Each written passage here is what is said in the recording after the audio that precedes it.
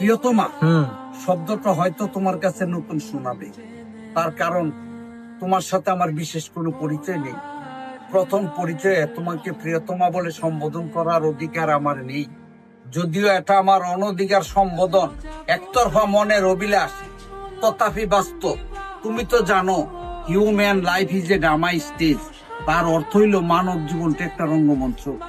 এই রঙ্গমঞ্চকে রূপ রং রস দিয়ে সাজাতে গেলে অনেক অবাস্তব ঘটনা এসে দেখা দেয়, আর সেই অবাস্তব ঘটনাই মানব জীবনের বাস্তব হয়ে ওঠে।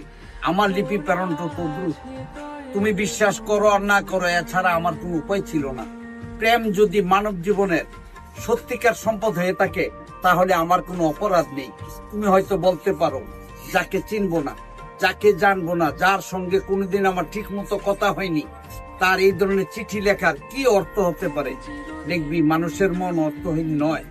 প্রতিটা পদে, প্রতিটা স্তরে মানুষ অর্থ নিয়ে ঘুরে বেড়ায় ঘূর্ণিপাকের মতো।